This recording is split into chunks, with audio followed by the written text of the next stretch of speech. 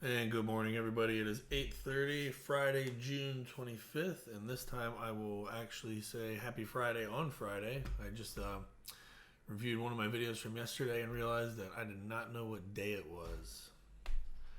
Anyway, um, looks like we got knocked back a little bit overnight. Everything's still looking a lot better than a couple days ago. Nothing too crazy right now. Typical stuff. Got some cool news coming in today. El Salvador is handing out up to 117 million in Bitcoin to its citizens, which comes out to approximately $30 worth of Bitcoin to each adult. Yeah. So whatever. 50,000 electric vehicle charging stations in Europe to offer crypto payments over the next 3 years. I think that is huge. The amount of access that's going to give is ridiculous. The integration of crypto payments with charging stations will occur over the next 3 years, starting in November 2021. So, guys, listen, this stuff is not going away. Do not be shaken out by that narrative. It is not happening. Athena confirms plans to bring 1,500 Bitcoin ATMs to El Salvador. The Chicago headquartered firm plans to invest more than $1 million to install cryptocurrency ATMs targeting regions where residents receive remittances from abroad. So that's going to make people getting their money much easier. I think that's awesome. I think it'll be cool when they have other options available too, but that is pretty cool. So it's a lot of people getting access not just to crypto but to finances in general, which is awesome. El Salvador reveals a official digital wallet, Chivo. They will receive their $30 after they download it, so there's the incentive to get the government's wallet for your Bitcoin. I could see for for your main CBDC or whatever they want to use if they force you like that, but for this, that's a little crazy.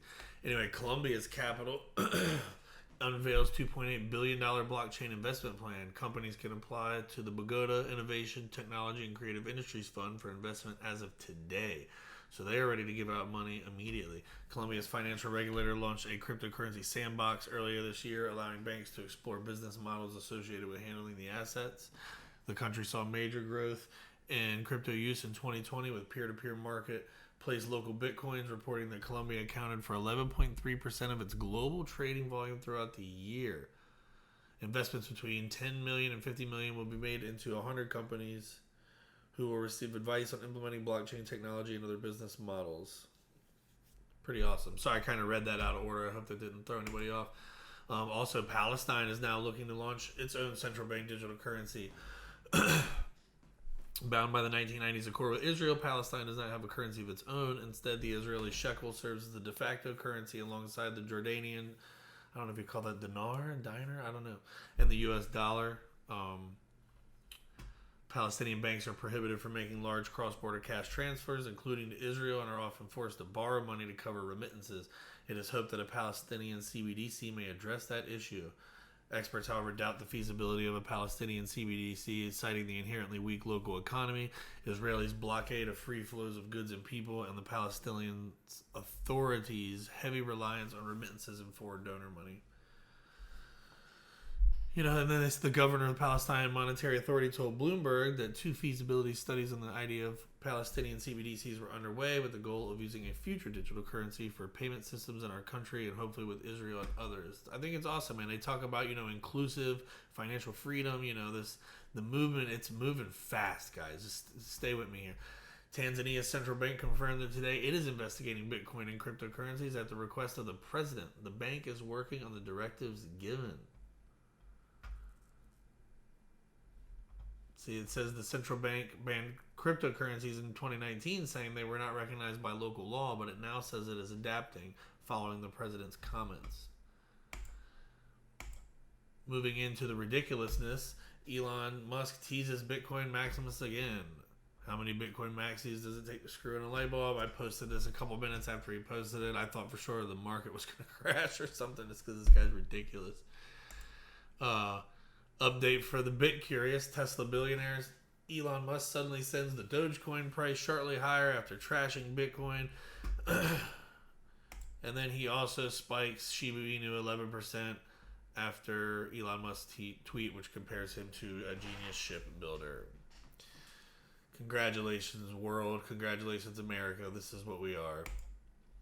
Dorsey and Musk hit a Bitcoin debate in a Twitter exchange Friday. The Twitter founder suggested having the talk, to which the Tesla CEO replied, "Let's do it." And you can see it here. For the bit curious, very well then, let's do it. The two entrepreneurs are among the most famous proponents of cryptocurrency. However, Musk's Bitcoin appetite has cooled since May when he announced Tesla was reserving its decision to take payment in the crypto, citing environmental concerns about the energy use required in mining. Crypto price alert. This is what's happening outside of all the fun stuff. You're seeing widespread adoption. You're seeing all these people pick it up. It's gaining massive steam. But don't lose sight of what some of these guys are saying. JP Morgan issues serious Bitcoin warning as Ethereum, Binance's BNB, Cardano, XRP, and Dogecoin lose billions. It says that while these other ones all fell, it wiped out hundreds of billions of dollars in value from the combined 1.4 trillion crypto market. Now, after correctly calling the latest Bitcoin and crypto sell-off, imagine that, analysts at Wall Street giant JP Morgan have predicted the Bitcoin price is likely to move lower over the medium term. You know, this is one of those buy the rumor, sell the news things. In my opinion, it is not financial advice. It's what I'm doing. You see it all happening, and then the narrative through some of these media outlets is super negative. You know, it's by the giants, too, because they're trying to get in as cheap as they can right now. The EU to designate Bank of Spain securities regulator for crypto oversight report. Draft regulation also requires businesses offering crypto services in the EU to have a base in the block. Cinco Días reports. So yeah, the Bank of Spain and stock market regulator CNMV is to oversee crypto assets in the country. The aim is for the proposed regulation to be ready by the end of 2021 or beginning of 2022, people. I mean, this is moving fast. NFTs are not covered because unlike cryptocurrency, they are not used as a medium of exchange, an indication of how the EU needs to be clear on the definition of crypto assets. Banks looking to work with crypto will have preference in obtaining authorization. Investment services companies would have to start from scratch on the application. You know, they wanted to designate the two to oversee crypto activity in Spain alongside the European Central Bank, the Spanish financial newspaper said, citing a working document. So, you know, the regulation narrative is huge too. Japan regulator has issued another warning that Binance is operating in the country illegally. They are not registered there. So they're lacking, it says right here, the FSA said Binance is doing business with Japanese residents via the internet despite lacking permission to do so. The FSA's new warning comes over 3 years after it issued a similar notice against Binance in March of 2018.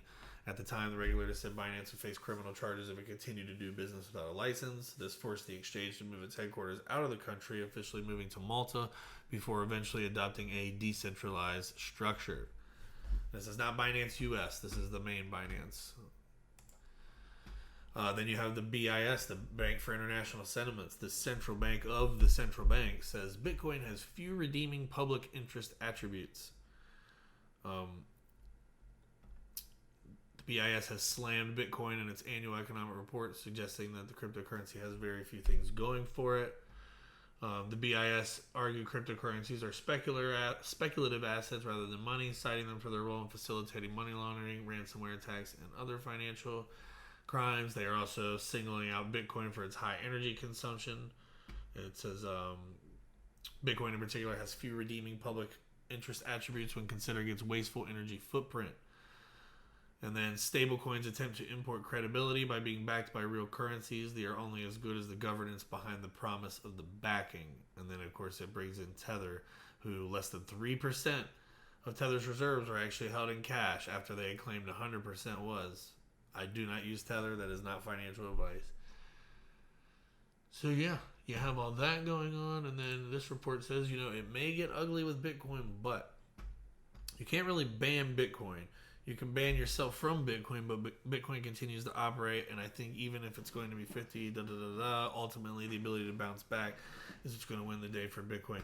I do not agree with that. Yeah, the network would run. It could continue to run underground. But if every country in the world decided we're not going to accept it and we're going to ban the mining of it on our soil, it would really leave Bitcoin mining very limited. The access would go away. I mean, people would have to sell. You could hold it forever if you wanted to, but what good is it if you can't cash it in? I don't think that's what's going to happen.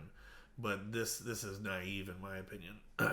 You know, if the UN and everybody comes together, the G7 and all these people come together and say we're not going to let this happen anymore, it ain't going to happen. Believe that. It might get ugly with Bitcoin, but it thrives on adversity. If you try to knock it down, if you try and hurt it, you're just setting up a great comeback story for Bitcoin. This has been the case over many years. Semi-true. SEC is now inquiring regarding Robinhood's crypto business, reportedly delaying the IPO. According to a Thursday report by Bloomberg, the SEC has been questioning Robinhood about its crypto business, resulting in the delays. The company has been expanding its crypto offers since March, increasing its workforce and adding more crypto trading pairs. Citing anonymous people familiar with the matter, the IPO could be delayed until the fall.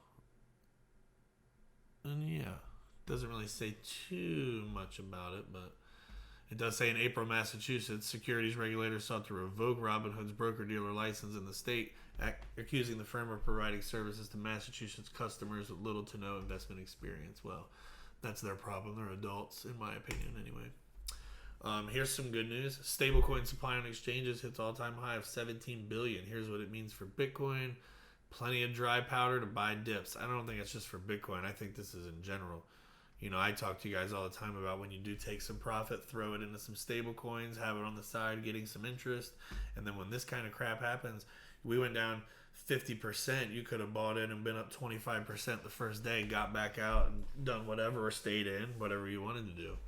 Again, that's not financial advice, just stuff that I do sometimes. Key indicators show capital beginning to flow back into Bitcoin. So amidst all these banks, everybody hates them, blah, blah, blah. You know, people are still buying them. Believe that. Those people that are saying that are probably still buying them. An indicator that has historically marked major price bottoms is pointing to a renewed flow of capital into Bitcoin. The stablecoin supply ratio oscillator created by analyst Willy Woo and tracked by blockchain analytics firm Glassnode has risen from a 12-month low in the past 4 weeks. The recovery indicates capital has begun flowing from stablecoins into Bitcoin. In other words, bargain hunters look to have employed stablecoins to buy the dip in Bitcoin and broader crypto markets. Exactly what I was talking about. It's a fantastic strategy.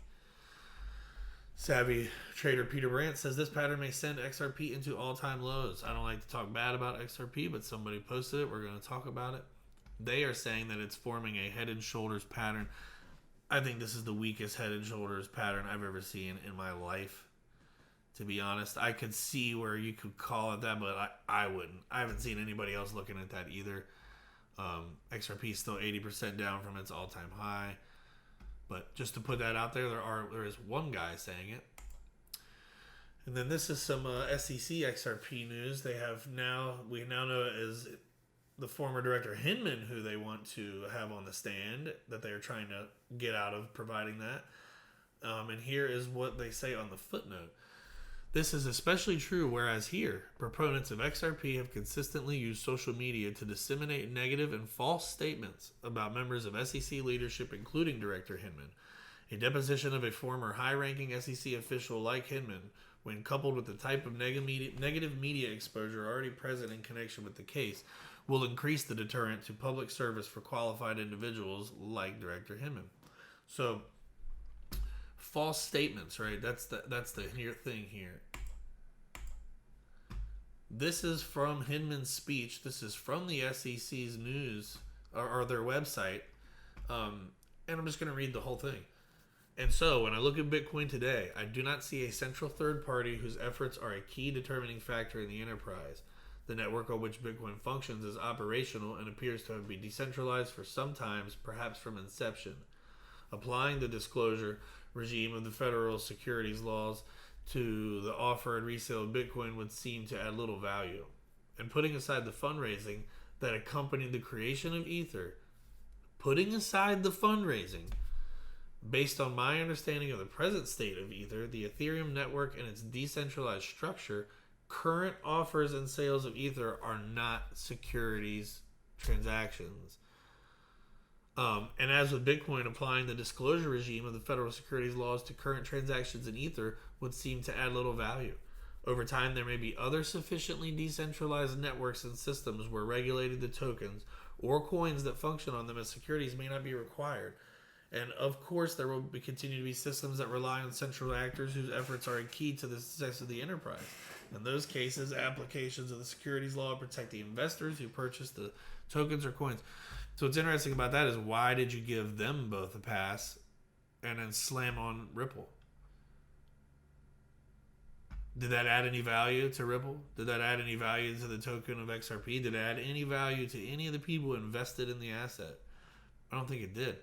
And putting aside the fundraising, that's exactly what Ripple is being sued for. Is they're saying that the sales of XRP by Ripple, not by exchanges, but by Ripple, were sold as securities. Because keep in mind, they're not really saying all XRP are securities. I know that language has been brought up, but I still think they're focusing on the sales directly by Ripple employees, because it doesn't make sense to the rest of us. But anyway, that's my whole point.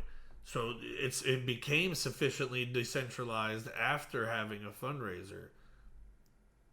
And you two, both of these people that we're talking about, to Hinman and Jay Clayton, they've been paid by the Ethereum Foundation. They are so tied in and so invested. I mean, it's just, this thing is getting bad, guys. I'm going to end it with this, and I'm sure you can smell the crap that I smell when I look at this too. On that note, I will touch base with you guys this afternoon. Have a good day.